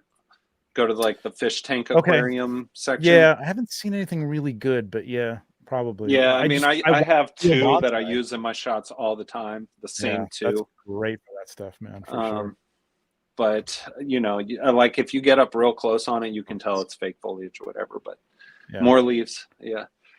Yeah, Love but this. see that mystical sense that I'm talking Yes. about? Like there's kind of a softness to it. Like he's not overly sharp. And when I say it's not sharp, It's I in don't mean focus. that it's not in focus. It is Right. 100% in focus, and it is Mhm. sharp. It's just there's this like mystical glow or mystical softness to all of his photos that It's got a little really bit of a just shallow depth of field, right? Like to some degree. Mhm. I mean, these leaves again, I think might be post, so they're in focus, but like yeah, I can see this being some atmosphere aerosol or something, or maybe he's using a fogger or something like that. But yeah, that he's always kind of doing stuff like that. Like even here, like you said, it's got Did you that see his softness Iron to it. Giant shot Probably. where it's like he really leaned into perspective and the leg is like coming. Yeah. That's crazy. Yeah. That's crazy. That's great. Yeah. I did not see this. Look at these trees. These trees are nice. I mean, it's great for Iron Giant stuff. That's just it works perfect with Iron Giant. Yep. Great. It's got the little deer there. Really beautiful. So I selected this because I feel like this is a photographer who knows his voice and really leans into his style and is confident in what his style is and what he produces. And it's a great shot and love seeing his work. Yeah, for sure. Beautiful stuff. Beautiful stuff. That's a cool set, man. Holy cow, 3 of them. Good Lord. I wonder if he moved them around. That mech is so hard to stacked. shoot. Yeah, it's huge. Man. I was gonna get it, but I'm like, you know what? It's another thing that I know will sit on the shelf and it won't do anything. I love this. Accessory great of the stuff. Year. Cyril.mallet.photography or Malay. It's he's French. I'm an idiot. Yeah, there are a lot of French photographers. Toy photography is popular in France. Lots of Joe Hume. There were actually he's fantastic. Yeah. Vin Faith, French Toy Love. French Toy Love lots is of Joe. Yep. Excellent French toy photographers. French Toy Love has just about made it on here like 3 times, and he's gonna make it on because I love his work. There are a couple people who I love overall, but like there's like a month where it's just like I can't not put this other one in. You know what I mean? But he's French Toy Love. I really wanted to feature one of his photos too. I don't feel like he had a very productive December. You know, like there are some months where it's like, yes, I could feature like 5 photos by one person, and then you'll get to the next month and then they won't be as prolific that month as they were the prior month. You know what I mean? Right. French Toy Love is an excellent photographer and highly recommend Joe's great. You guys follow him for a long time. He's excellent. All right, Cyril Malay photography. Very good. All right, we got a few more here. We gotta move a little quicker, but we will. Copy that. Okay, so this is mine. This is the Bat Collector. This is I've known him for a while too, a long time actually. I was on his either Instagram or YouTube show he had with another DC Bat collector, and he's a toy photographer who's been doing it for a long time too. And this is I think you took a shot of this one point, right? Didn't you? Long time ago, yeah. It's a tricky one because I mean that cape is the cape. That's it, man. You're not doing anything else with it. It kind of is like you've seen a lot of shots when it first came out with it. But there was just something like different about this that I really liked. I really liked the perspective. I liked I like the fact that he even got like a tombstone in here as if the cape is moving around that object. You know what I mean? Where most of the time it's like it's kind of out there and like, it is what it is. It's cape. It's flowing in the wind, whatever. But yeah, and this little branch looks like a little bonsai or something. It looks real. That must be hanging over his head, because I was trying to figure out the perspective of this, or not the perspective, but the depth of this, because that's in focus. I'm not really sure what the deal but the front of it, the foremost branch isn't, so it must be fairly this wide. Must be back further. Yeah, exactly. Yeah. But really love the atmosphere on this. Great use of the background, good blend with the background. Just cool, man. I mean, this is a cool use of this figure. I've seen this done a million times, not this exact shot, but using this figure. And I think it's one of the best examples I've seen of it. So just very, very cool. Yeah. Love it. He got the nighttime light perfectly. You know what I mean? He recreated that pretty damn well. It really works. Yeah, and the tones to match that. You know, it's not overly blue. Like I see people go like way too blue, and night does not, like, everything doesn't magically turn blue when the sun sets. You know what I mean? There is a blue cast to it, but it's cut by the light. Right. I mean, it's a color cast. It's not it's not a saturation, if that makes sense. That's actually an effect. I had that down too, and I probably have a note somewhere. It's an effect of our eyes, because it actually would be more yellowish, but we can't see that. But we can't see that wavelength of light. Wavelength of light when it's too dark, so it doesn't look yellowish. It looks cooler and more blue. We see those the cones see that aspect of it. But yeah, beautiful stuff. Obviously, as the Bat collector, a lot of Batman, but hey, Batman. Batman. I mean, Batman and Spider-Man are the two greatest comic characters of all times. Yeah, of course. Fight me if you disagree, but you can't go wrong. You can't go wrong photographing either of those characters. Like, another great example of a black and white. That's great. Love that. I mean, you got to shoot noir in black and white. Yeah, I and Batman especially if you lean into that detective side of Batman's persona. Can go really well with the black and white. Yeah. Great stuff. The Bat collector. That's Lewis, another UK boy. That's a great shot. I love that. That's beautiful. Oh, that's amazing. Yeah. All right, go check him out. Very good. Congrats, Lewis. The next one is yours. Talk about some more noir here. One of my favorite characters. Oh yeah, me too. This is probably my most shot figure that I have in my collection. I was going to say, you do a lot with him.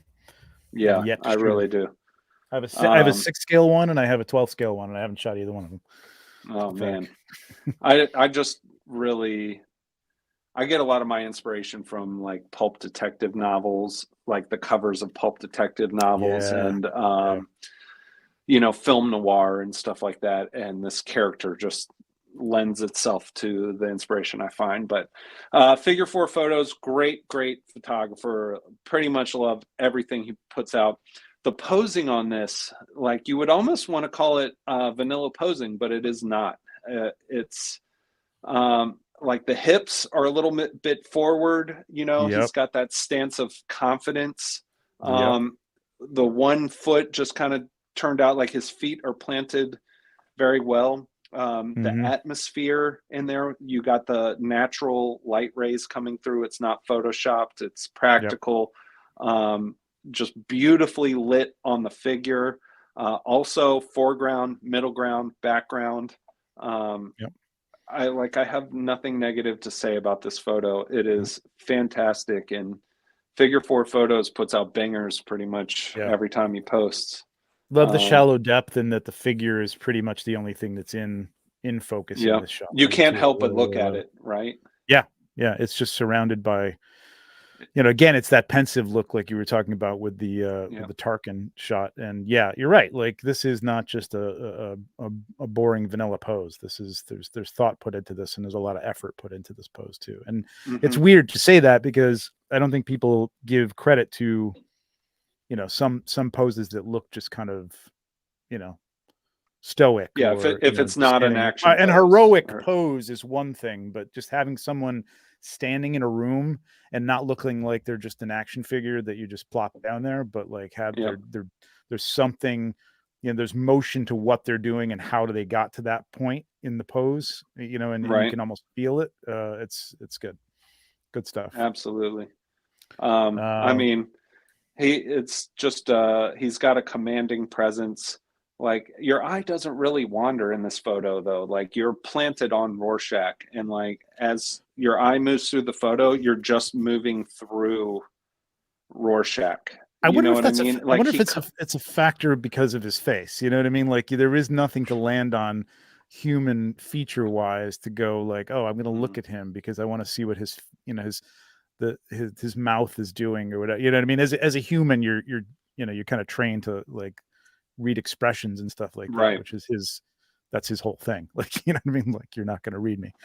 No, you're But yeah, not. you're right. You just kind of wander from the folds in the pants to the folds in the jacket Yeah, to the like the black and white on his figure face. commands attention in this photo, and it Mhm. it captures all of your attention, to the point where you really are your eyes just lock in on what's important, and the mood that is sent, or the mood that is set, um, gives you the feeling attached to what you're looking at. So like he just set the tone of the mood perfectly, and the photo doesn't need to be filled on in every single portion of in every corner. Um, and the Exactly. depth is really shallow. Like if you look at the floor and you Very look at shallow. his boots, you Yeah. know, like you can see that gradient of blur to Yeah. sharp to blur again. And so It's like it's a shallow F4 or depth of something here. field. You know what I mean? Yeah. Yeah. It's great. I love it. Um, I love it. And it's, you know, it's very Watchmen. It feels that way. You know what I mean? yep. It's Yeah. great. It's very Good stuff. detective noir. So right up my alley. Exactly. So Figure 4 Photos, who I'm fairly new to as well. I've seen some of his work, but just recently started to follow him. Some great stuff, man. Like really good setups.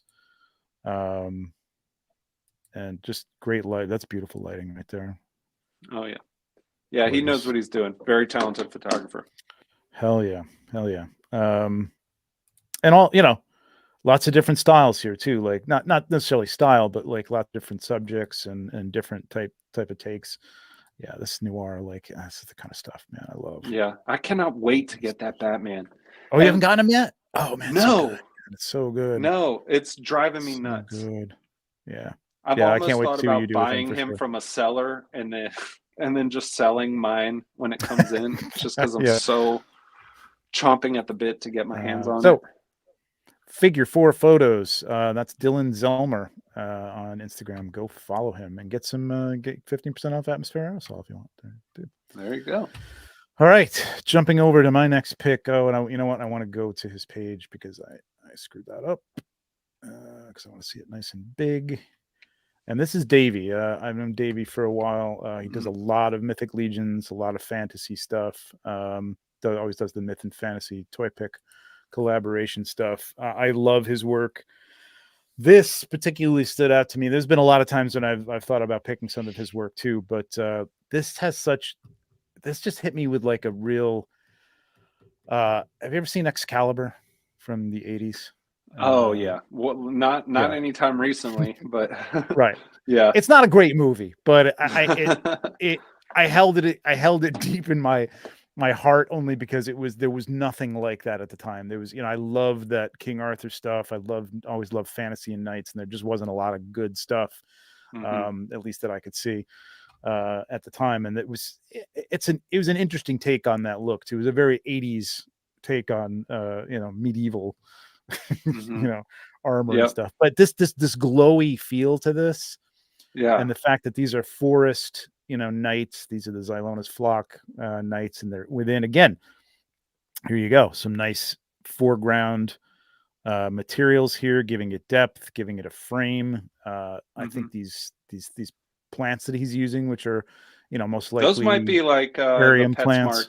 Yeah, aquarium definitely stuff, yeah. aquarium plants. Yep. The light coming through and a little bit of the, you know, the sort of sun dust hitting the back of that one. And this pose, this I just love the way he posed. He not posed, but positioned these guys next to each other and had them all kind of looking directly in the same. Instead of like looking around as if they're looking for something, there's purpose to this. They know where they're going. It feels very Frazetta to me. Like, I mean, I know I've always been like, not accused, but like, oh, it's Frazetta, but like, this is the kind of thing, like, this is his kind of setup. You know what I mean? It's a little center balance, but man, it's beautiful, man. I love what he did with it. It's just really, really cool. Yeah, I think it's great. And with the dust, this is another mistake I'll see that Toys and Photography did not make here, but like, you're only going to see that dust where there's light. Correct? Yes. So, yeah. It fades off where there isn't. So whether he did that as a layer mode or something like that, that kind of took it away from places where there wasn't light. So the dust is in the light, which is why you can see it. Right. And it's not uniformly scattered all over the place. So that's another like little tip there to pay attention to when you're going for these small details, is you can only see what's in the light. Yep. And you could say, like, you could look at this from a photography point of view, and you go, well, that's a little hot, but it works here because it is like, it's in a ray of sunshine, you know what I mean? And things are going to be blown out, especially when you're wearing armor. And I don't mind that at all. Yes, you could step down the camera or whatever, but like, I like it. It feels warm and it feels very bright and sunny. And this has that mystical quality as well. Totally. I was kind of referring to in Cyril's photograph, like it's I don't know what it is that I don't know the photography or the editing trick to make it appear that way. I'm sure there's a little post work on the blur and stuff like that. It's a tricky thing to do too, but I think he did a pretty good job of it here. And it's beautiful shot. Love it. And Davy's work is great. He does a lot of Mythic Legions and Conan and fantasy stuff, which of course I love, but even some Superman stuff, which is great. Really clean, usually very clean. This is a great shot. This was almost the one I picked too, but I really just love the light on that one too. That's really beautiful. Good great stuff. Photographer. Like this, like, I mean, again, getting that softness in there, you know what I mean? Almost like a bit of a painting. It's not out of focus. It's just it's just mystical. Is that the right word for it? Like, do you get that same sense that I get? Absolutely. Yep. Yeah. It's almost like that I mean, it's probably a little post radial blur or something like that, but he hasn't overdone it. And he's taken it out where it shouldn't hit. It's like, that's the kind of thing where they used to put like the, Vaseline around the lens, to get that sort of that thing fading out back in the day before Photoshop. Beautiful stuff, man. He's great. He's got the Gotham by Gaslight too. He's been doing a lot with that too. The Cosmics. Good stuff. That's Davy Kernia, Toys and Photography on Instagram. Go check him out. All right. This one, I'm handing this one to you, because we both picked it and I had too many. So this is a credit to you. So yes, Toy Lens. Toy Lens has some of, like, no one takes an action photo like Toy Lens. He absolutely nails all of his action shots. This actually go to his actual picture, because I think this is good. Yeah, this is, I mean, everything from the broken tree to, I don't know how he did that. If that's like popsicle sticks, he broke into multiple pieces, and it's great. I mean, I'm sure he made those trees, like the saliva flying out of the T-Rex's mouth gives you that sense of motion, like the direction that, like, you can see that the T-Rex had whipped his head in that direction. The dynamic posing of the female in the foreground. What's her name? Is that Barbarella? I'm sorry. That's Red Sonja. Red Sonja. Yeah. Okay. Just everything. Like, this photo is just so epic. Like, it's just it just, it's a great combination right figures. off of. Yeah, for sure. I have this T-Rex too. I have a hard time shooting big things. Yeah. Like the Mezco mech suit, the T-Rex. I have a real hard time shooting that stuff, and you have to have a big set. does not. Yeah, you have to have a big set. Or like, actually what he's done here is, I believe, everything beyond that tree back there with the branch sticking out is a digital background screen, but the blend is really nice here. Like, he's really done a great job with these rocks over here, to kind of hide that seam. I say that all the time, like, find some elements that can work in there. It's still atmosphere. That's the only thing about this thing. I think I said when we looked at this on, I think we were looking at this on Maz's show too, is I would have liked to seen a little bit of atmosphere in the shot itself, because there is a lot of like fog and atmosphere in the background, which there would be in the distance, because it is in the distance, and that gives you the sense of distance.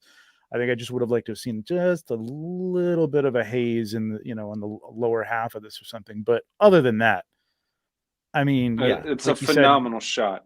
And I really drool, like, that's all post, and it's well done. Very well done.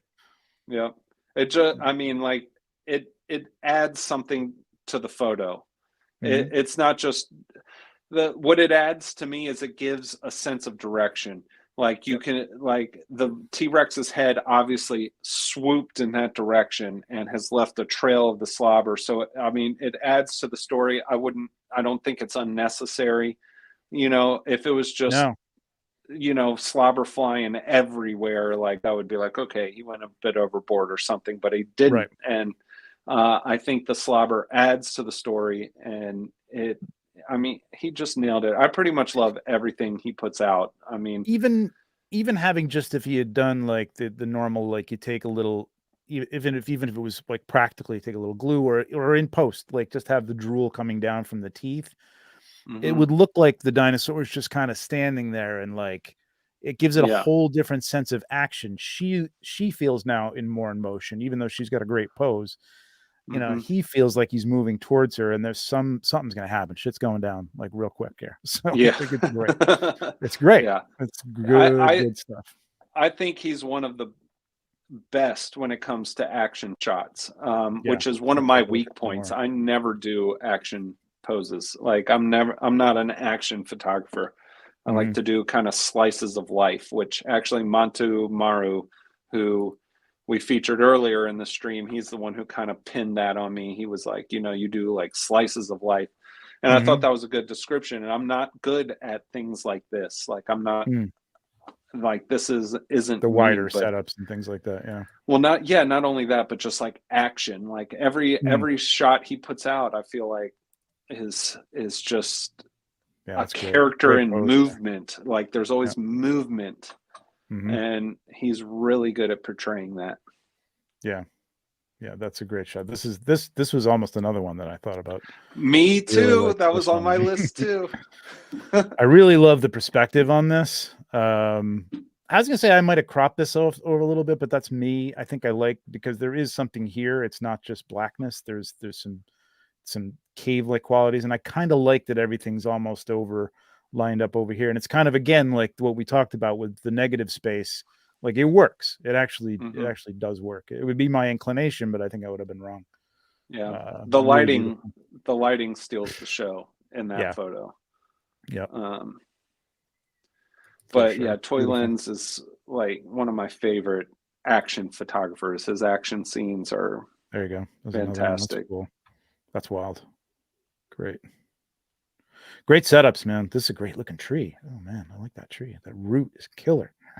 Yeah, I think that's the one thing with trees and like roots. Yeah. The roots. I have some that have some pretty decent roots, but really not well defined. I really had to get some good trees. I reached out to him and asked him how he made them, and he didn't elaborate. But he was like, "Oh, me and my wife just took a couple days and made some." Awesome. I have a paper mache. I wish my wife would sit down and I know, right? My wife's like, "Oh, you're going downstairs again?" Okay. Yeah. She's understanding. Yeah. I mean, I say, it's like, listen, I do make some money from this, so shut up. Yeah. I can't say that. So my wife just has to accept it. Right. That was that way for a long time. Yeah, great stuff. Derek toy_lens. Go follow him. Fantastic work. Another sense of motion here. Like, that's great. Mm-hmm. Really, really cool. Good stuff. All right, we're almost there. All right, this is mine. There, and this is, and thanks for sticking to this. We've had like consistently like 35 people, which this is a new show. Trying to get some more people interested in it. I gotta probably do a better job of like announcing it a little bit more ahead of time and you know, getting some people in here. But this is what this channel is supposed to be about, is toy photography. So I know we do a lot of legions, but you know. All right.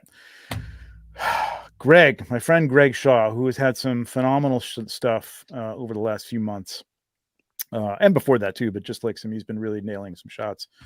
And finally, I saw this. He posted this the other day, and I immediately just like everything. It's beyond the photo here a little bit, although the photos I freaking love. But all the stuff in here he made. You know what I mean? The railing, the crow's nest or whatever that is behind him, and everything. It's a work. You know what I mean? It's like a piece that he really worked hard on, and took this Jacob Marley, which just came out, and everybody was like, "Oh, pirate!" Oh, that's the Jacob Marley figure. Yeah, well, it's the Jacob Marley body. Yeah, I didn't realize that. Cool. I believe this is the Super 7, the worst Captain. I thought he was translucent. The bottom is translucent. The legs, well, the bottom of the jacket starts to become translucent. It transitions into translucency, which is very hard to say. But he's got the worst Captain Dead Star's head on it, and I think the bottle is a Captain Dead Star thing too, which that figure's not great, but I mean it's got some cool parts. But now I would have loved to have done this, but I can't do it anymore. He did it. I love the expression on his face. He's got a little story he wrote up here, which is very good too. I just love the light on this, man. I mean, he's got some motivated lighting here, which could just be like a lantern or something on the ship. And then everything else just has that glowy ghost feel to it. And misty. Definitely ghostly. Yeah, I love this. I love this light, this teal back here coming from behind him. It's so good. And like, I look at the captain's wheel, and you don't have like perfect edges. You know what I mean? And it fits perfectly. It fits perfectly. Like I don't think there should be perfect edges. I mean, I think he purposely broke some of these. It's very much supposed to be, this is all worn away. He did a great job with the wood, I think, on this railing, but it's supposed to be a broken down, kind of held together with gum and tape or whatever, ghost ship. You know what I mean? It's great. Yeah. And actually, this is a cage. I didn't realize that there's a dead body in there, which is cool. I didn't get that until now. I didn't see that until now. Yeah. But so nicely done. The atmosphere, I love. There's a lot of color going on here, but you can tell it's a nighttime shot, and you got this little beam of moonlight hitting him in the right spot to get, And green is hard to do. Yes. Yeah. I've only done it once. And in the concert world, that's like a big no-no. It doesn't make people look good, right? No. Look bad. Yeah. Yeah. I mean, there are ways to do it, but like if you go to a concert, pay attention. You won't see green light very often unless it's like a Halloween song or something. You're not going to see green light very often in a concert. And in photography, it's hard too. It's hard. Mm-hmm. Like red and green are very difficult. We see a lot of things on Maz's show where people try to do a lot of green, like with a Predator shot or something like that. Yeah. You got to cut it. Or you got to use it. Like, again, he used, the color wheel. He's got the blues. He's got the oranges. But then he introduces this teal with the smoke, and I love that. And it just hits the figure in a couple of spots through the legs, defines that area. It's great, man. I love the shot. And I think he's got a little bit of a BTS there. And that's it. Like, he built all that stuff, man. That's dedication. Is it sad to say I'm too impatient? Yeah, like me too. There are times where I get like motivated and I'll dive in and I'll do something because I need it, and there's no other way I can accomplish it if I just don't make it. But there are times where I'm like, man, I've got this fantastic idea, but I'll have to make all this. I guess I'm not going to shoot it. It's just like take the lazy way out. Yep. So props to you, Torah Nerd, for not being lazy. Literally props to you. Your props to your craft, man. Yeah. Fantastic, man. I just love this whole setup. And again, like here's stuff. He put it down here. He had some barrels and some treasure chests and stuff. Maybe it was just stuff that he was holding things up with and didn't decide to use. But like, there's more here, but he didn't feel the need to get it all in. He got the right angle on this. He put this expressive look on a skeleton's face. He looks happy. You know what I mean? He just looks like he's having a good time. And a bottle of rum. That's right. Very good, man. Congrats, Greg. Very, very happy. Greg's done some amazing stuff lately. Some really beautiful shots with G.I. Joe. There was a great shot he did with some Mythic Legions a while ago. He's really coming into his own with these backgrounds and stuff and the blending. That's a great shot there. Love that one. Yeah. And simple stuff. Like, look at this. We were looking at this on Mazda Show. Like it's like 3 cups. You know what I mean? Like on top of each other with some, with is that some what that greeblies. is? Yeah, with some greeblies on it. It's like, like just that's what they would do back in, the Star Wars days, just like some greeble stuff. I love this one too. This is a great take. Yep. Yeah, this one. Yeah, love he's this perspective. Fairly recent follow for me. Like we just connected recently. Okay. It's amazing how on this platform, like other people have been familiar with for years and years or whatever. I know. I know. And even people like you've picked up on. I know some of your picks. I wasn't following them and I didn't know about them. Yeah. And it was amazing stuff. This is a great shot. Talk about green, like using green well. This worked out really well too. This is beautiful. Yeah. Absolutely. Good stuff, Greg. Good stuff, buddy. Torah Nerd. Greg Shaw. Go follow him. Good dude, nice dude, talented dude. All right. I think that's it. We hit it. That's it. We had one more, but that's it. We did it. 13 shots in 2 hours. Not bad. But we talked a lot and it was great, man. I really enjoyed like just talking with you about this stuff. And I knew people would get a lot out of this. I think I'm gonna have to do some more shows where I dive into with people like some finer points and maybe it's kind of like the articulators that I was doing a while ago. I might have to go back to that and do some more of that stuff. And I'd love to have you on there. If I can find more time to do it. Yeah, for sure. I understand. Yeah. I wish everybody could have the time that I have currently. But once March rolls around, that's a thing of the past. But my job is kind of like a teacher's, like I have an off season. So right. I'm in that off season right now and trying to enjoy it as much as I can. So if you're not following Ian, like he's going to be putting out a plethora of things for the next 3 months. Yeah. So get it while you can, because after that, get it while you can. It's going to be a little bit of a dry spell here and there, but we always come back. Man, it was great talking to you, man. I really appreciate you coming on the show.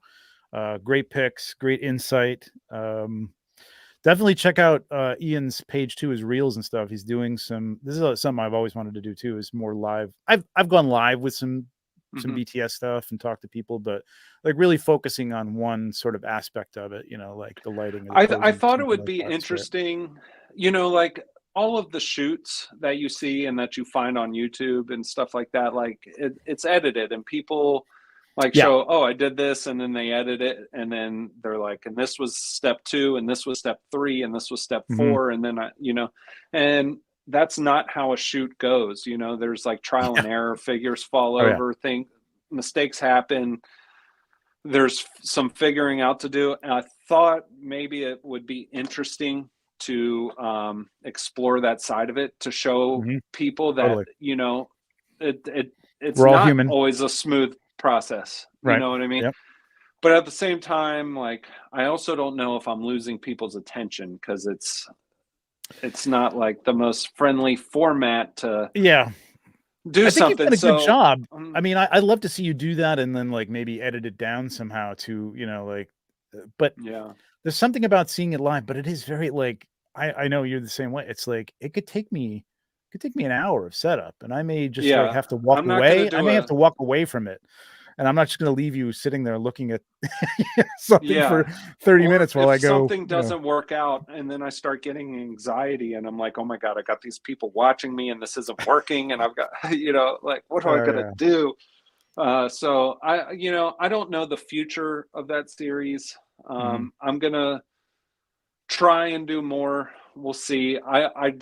I really enjoy helping people, and like yeah, I really enjoy, like, I'm not a snob when it comes to sharing information. I have no yeah, that's secrets. good. I'm willing to share anything. hmm So reach out to me if any of you have any questions or want to further your knowledge in photography. I'm willing to help. Yeah, that's I'm great. here for you. So reach out to me, and I will help you on this journey. Yeah, that's what it's all about, man. I mean, I'm the same way. Like ever since I got in here, I mean, there was a little bit of gatekeeping when I first came in, and I think people generally let that go after about a year or so, and it just became a bigger and bigger community around Hmm. 2015, 2016, whatever. And now everybody's just very, for the most part, willing to help and willing to tell you this. We didn't create any of this shit.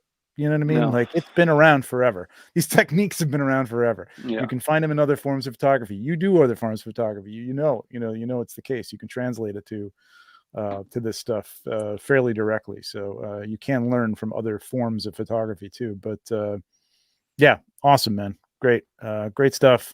Thank you for Thank having me. you. It was a You got pleasure. anything coming up that you want to talk about, or any? Um, I got a shot coming tomorrow. You can Okay. everyone tune into my Damn Instagram. you! Yeah. This has been 2 days, and I'm like, I got to come back to this. Yeah. I can't do it right now. Yeah, no, like today, honestly, was like the first day I'm like, man, I don't really have an idea.